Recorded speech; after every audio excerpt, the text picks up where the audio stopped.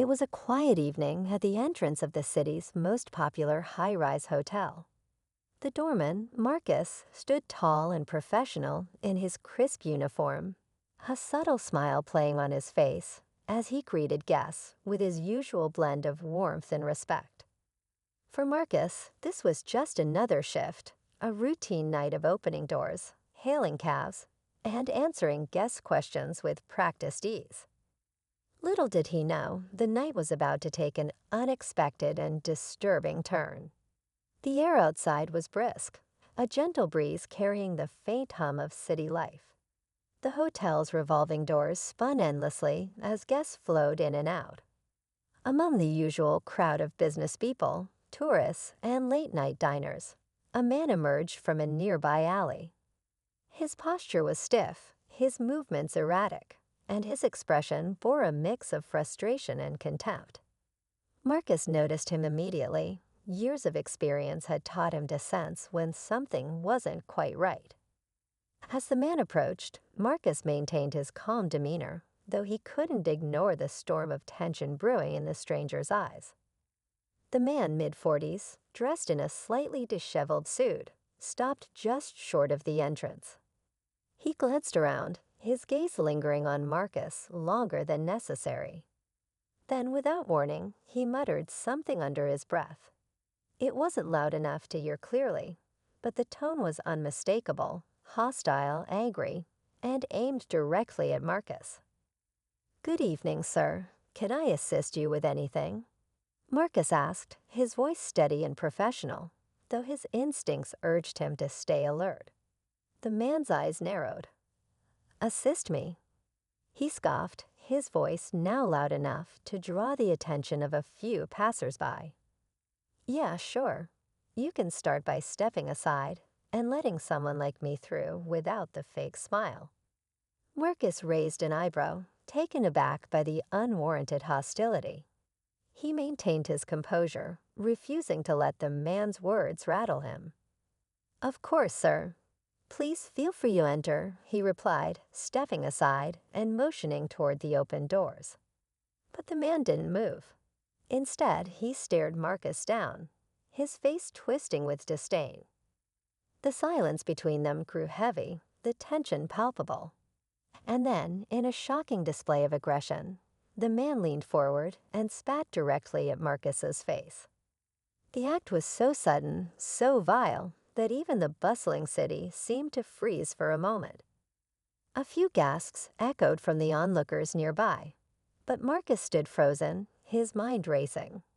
He reached for a handkerchief from his pocket, calmly wiping his face, his expression unreadable. He didn't flinch, didn't shout, didn't retaliate. His silence only seemed to infuriate the man further. "What's the matter?" "Nothing to say now, huh?" The man sneered, taking a step closer. "That's right. You know your place. You're just." "Enough." Marcus's voice cut through the man's rant like a blade. It wasn't loud, but it carried a weight that silenced not just the man, but everyone within earshot. His eyes locked onto the man's, no longer soft or welcoming, but piercing and resolute. For the first time, the man faltered, a flicker of uncertainty crossing his face. Just as the tension reached its peak, the revolving doors spun open again, and a tall figure stepped out, their sharp suit and confident stride commanding attention. They paused, taking in the scene before them, a doorman standing firm, a man seething with misplaced anger, and a small crowd of witnesses holding their breath. "Is there a problem here?" the newcomer asked, their voice calm yet authoritative. The man turned, his bravado faltering as recognition dawned on his face. His mouth opened as if to speak, but no words came out. Marcus, meanwhile, straightened his posture, his composure unwavering. "I think it's time we had a proper conversation," Marcus said, his tone cool and measured. And for the first time that evening, the man looked truly shocked, because Marcus wasn't just a doorman. He was someone far more significant than the man could have ever imagined. But who exactly was Marcus, and what would happen next. Stay tuned, because this story is far from over. The man took an uneasy step back, his earlier arrogance fading into something closer to fear. His eyes darted between Marcus and the newcomer, clearly calculating whether to stand his ground or retreat. The bystanders watched in silence, their curiosity piqued by this strange shift in the dynamic.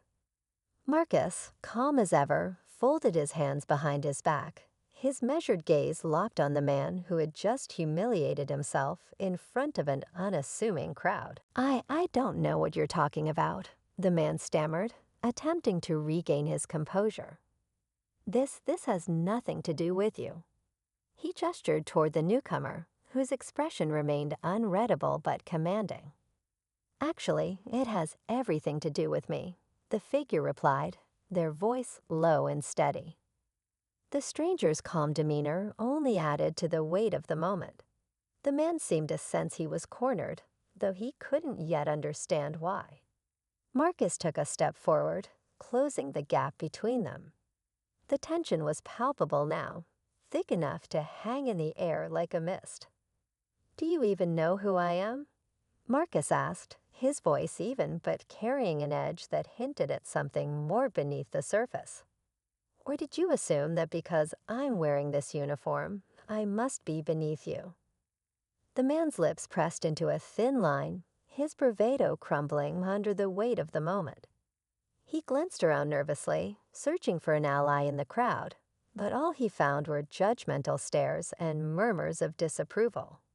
The stranger in the suit stepped closer. "Let me save you the trouble of embarrassing yourself further," they said, placing a firm hand on Marcus's shoulder.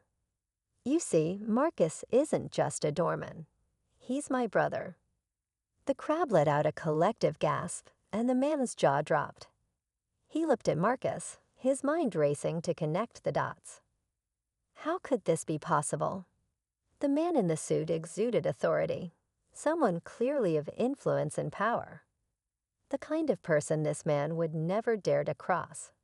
And yet, here they stood, side by side, united by something far deeper than mere appearances.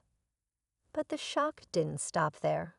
The man in the suit reached into his pocket and pulled out a business card, holding it up for the man to see. "And not just my brother. Marcus is the co-owner of this very hotel." The color drained from the man's face as he stared at the card, his mind grappling with the enormity of his mistake. Marcus, the man he had dismissed so easily, wasn't just the friendly face at the door. He was one of the visionaries behind the towering hotel they all stood in front of. A man who had worked tirelessly to build a legacy, only to be disrespected by someone who couldn't see past his own prejudices. Marcus stepped forward again, his calm exterior unwavering. "You see," he began, his voice steady but tinged with disappointment. "People like you look at someone in a uniform and make assumptions. You think you're better. You think you have the right to treat others however you please. But respect isn't something you get to hand out like crumbs. It's something we all deserve, no matter what role we play." The man tried to stammer out a response, but Marcus raised a hand to silence him.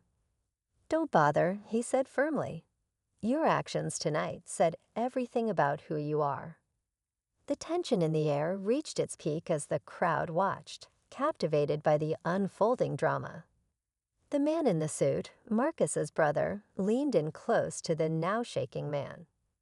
"You have two choices," he said softly, though his tone carried the weight of finality. "You can leave quietly and never show your face here again.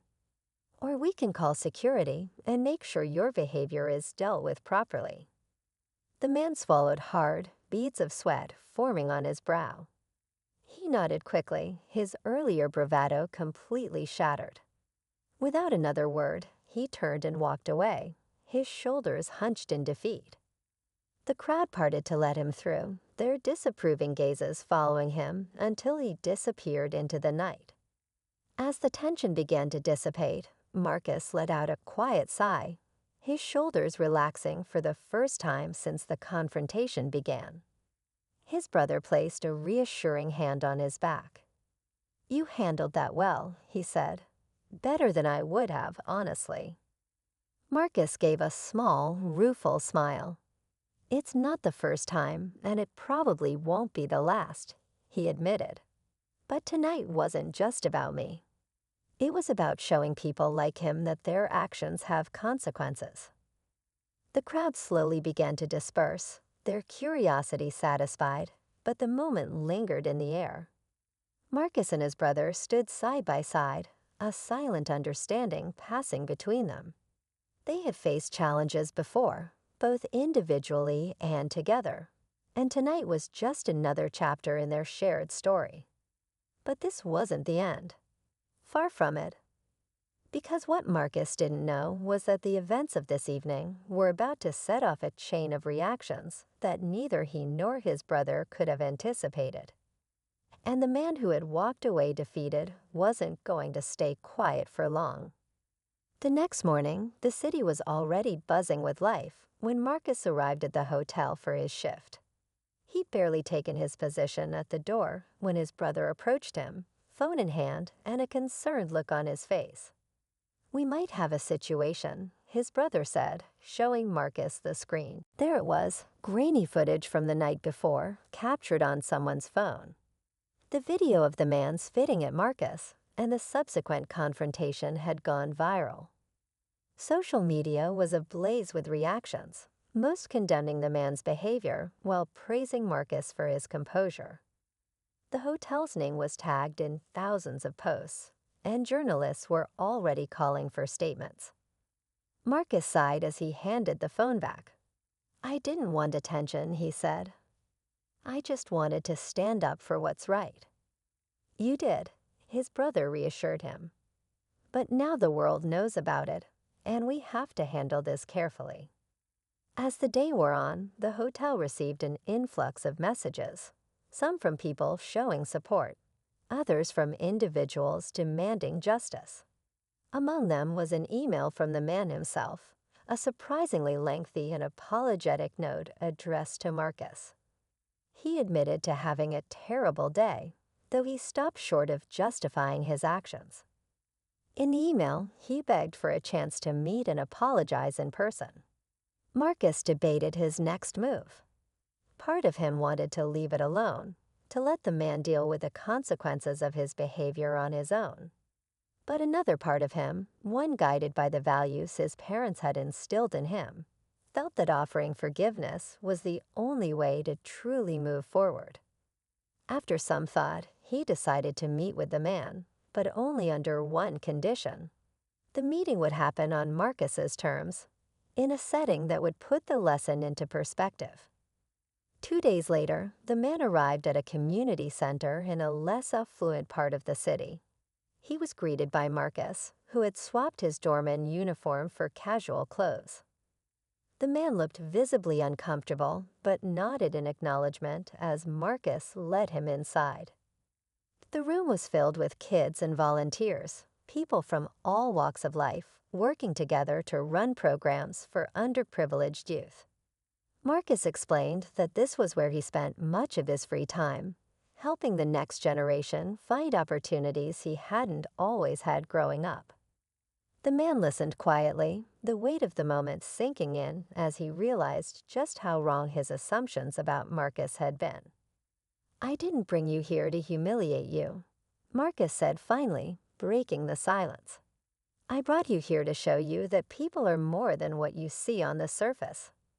You judged me based on my uniform, on my role at the hotel, without knowing anything about who I am or what I stand for.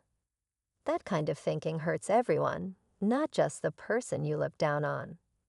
The man nodded, tears welling in his eyes.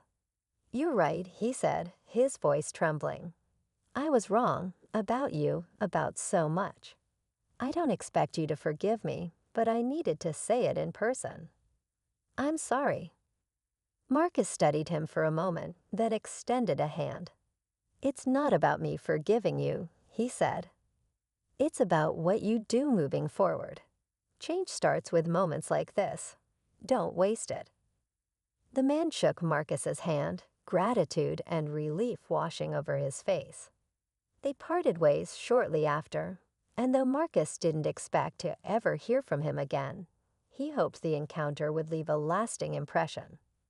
The video continued to make rounds online for weeks, sparking conversations about prejudice, respect, and the hidden stories behind the people we encounter every day. Marcus, though initially uncomfortable with the attention, came to appreciate the impact it was having. His quiet strength and dignity had inspired countless others to reflect on their own actions and assumptions. As for Marcus, life returned to its usual rhythm. He stood at the hotel doors each evening, greeting guests with the same warmth and professionalism as always. But now, when people looked at him, they didn't just see a doorman. They saw a man of integrity, resilience, and heart. A man who had turned an act of cruelty into an opportunity for understanding. And in the end, that was the true victory. Not just confronting ignorance, but replacing it with a lesson in humanity that no one would soon forget.